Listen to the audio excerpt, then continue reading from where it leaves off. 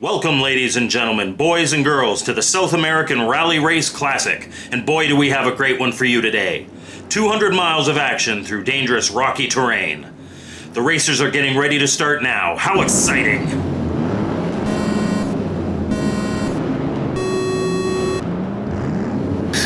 Michael, what's the problem? You're not going. I can't. Why not? There's a llama on the road. Copy that.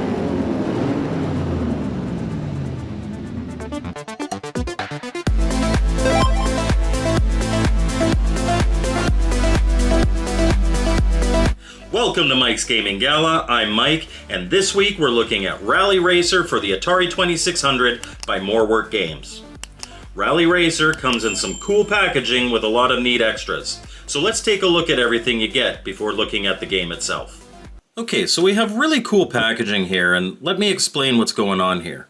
This is a more kind of generic box, and these cutouts in the box reveal inserts that are inside that give you this game. So they could make a whole pile of these boxes and then just print different inserts and it'll be a different game. And what they do for the side is they just put a sticker here that's Rally Racer, which is really cool. Opening it up, there's a whole bunch of stuff inside, including that little guy there. So we got this More Work Games little card thing. We've got a full color manual. Now, More Work is another one of those companies that comes from Brazil. So everything's in Portuguese, but you can see it's a really nice full color manual with descriptions of everything that are completely useless to me. But there is an English form in here as well. And what they did is they actually have made all the cars in the game come from different things. So they've got one here that's from Enduro, which is actually my favorite. There it is right there, the Enduro car. It's my favorite racing game for the Atari 2600. So lots of different stuff here. Here we've got an insert with a game cartridge, and this is a newly injection molded cartridge, which is cool. I like that. Here you've got the English guide to the other manual, and this is much more compressed. Sometimes you might need a magnifying glass to read it if your eyesight isn't great, but everything you need to know is here, plus some of the extra lore stuff that they've got. Here they've got the pilot's or the driver's diary, and this is really cool. It's got all the different stages and the story of the guy as he goes through. Again, all in Portuguese, but that's okay. It's kind of cool even just to look at, and I like these extra little drawings that they've put in there.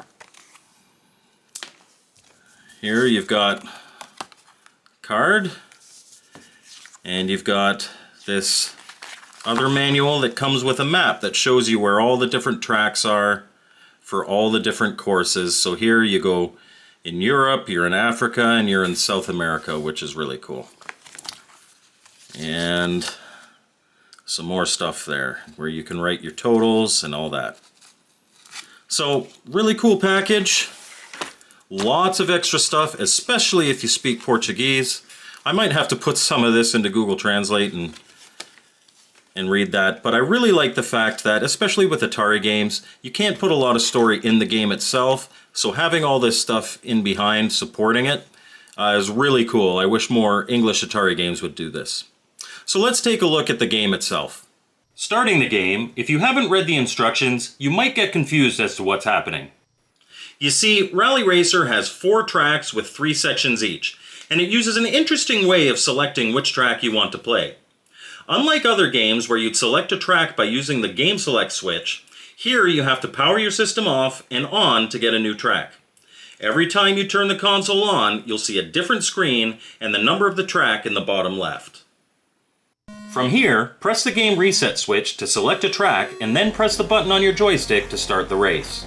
When you press the button, you get a quick countdown and you're off. The goal in every section on each track is to travel a set amount of miles before the time runs out. Each track increases in difficulty by making the required distance further. Of course, this isn't just going to be a nice pleasant drive. You're racing after all. And each course has an onslaught of other vehicles and obstacles to keep you from achieving your objective. And here's where new players are going to get really frustrated. I know I did. You see, there is so much in your way that at first you're going to be crashing every couple seconds.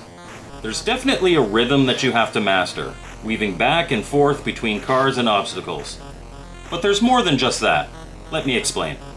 For starters, yeah, there's a lot on the screen, as you can clearly see. But if you notice here, there isn't a set place that the cars arrive. The way this is programmed basically ensures that wherever you are on your screen, that's what the cars use as a center point to spawn. You can trick them into spawning away from you by making drastic changes to your position, forcing them to slowly compensate, but another little feature of their movement will keep you from ever finding a lane that you can pass more than a couple cars in before getting hit. Every single car, as it spawns on the screen, will make a move towards you. Every single one. In Rally Racer, there is no such thing as a vehicle that drives in a straight line. They all want to cut you off by trying to get in front of you. This can force you into moving to areas that you may not have wanted to be. For instance, directly into static obstacles on the track. What all this translates to is you're going to have to get good at the bob and weave to have any success in this game. It took me a while to get the hang of it, but once I did, the game was challenging, but not ridiculously so. When your time is almost up in a race, the bottom of the screen flashes, giving you a 10-second warning that the race is about to end. If you fail, you'll pop back to the start of the race to try again. Mercifully, you have unlimited tries to get victory in every race. Losing the second or third stretch on any given track doesn't throw you back to the first race again, so you've got that in your favor. If you succeed, you'll hear a ding and you continue racing until the timer runs out. When it does, you'll pop back to the start, but this time, you'll see a cup indicating that you won the first race and have moved on to the next. Win the second race and you'll see 2 cups. Win the third and you'll have a screen with 3 cups showing that you've beaten all the courses on that track. It should also be noted that each track has a bonus you can get that will help boost you a bit. I only got one, and it was the DeLorean time machine on the 4th track. Turn your power off and on to select a new track and try all over again. The 4 tracks are the Desert Zone, Night Zone, Floodplain, and the Rocky Trail. Beat them all and you'll be the Rally Racer champion. And that's Rally Racer for the Atari 2600. So what did I think? Honestly, at first I was really frustrated with the difficulty. In fact, if it hadn't been for me doing this as a review, it's entirely possible I would have stopped playing pretty early on because of it.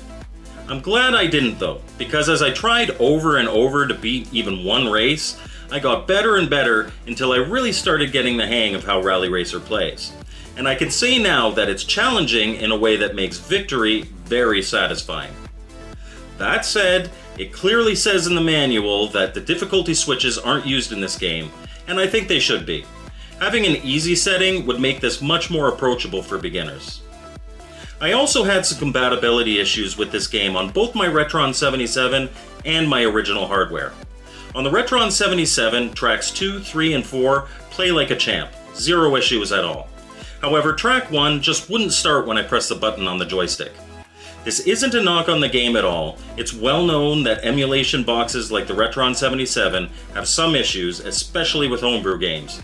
But I wanted to beat all 4 of the tracks, so I hooked it up to my original console and gave it a go. I was able to play the first track here, but I encountered a whole new issue. When racing on any track, it would be fine at first, but then as the race progressed, the game would start to lose vertical sync. I tried everything, including 5 different consoles, but without fail, halfway through a race, the image would start to scroll on me, making it next to impossible to play. Even so, being the easiest level, I was able to get 2 of the 3 cups. Funny enough, when I won a race, the sync problem went away. That's when it occurred to me that this may be a PAL cartridge. Brazilian televisions were PAL back in the days of tube TVs, so it would make sense if it was, but I didn't see that written anywhere on the packaging or manual. Again, nothing against the game here, but keep that in mind if you're ordering and you live in an NTSC region. If you have a Retron 77, I think the last 3 tracks have enough content there that the game is worth it. And if you're a fan of these types of racing games, it's worth the initial struggles. It's a good game. Thank you so much for watching my video. I hope you liked it.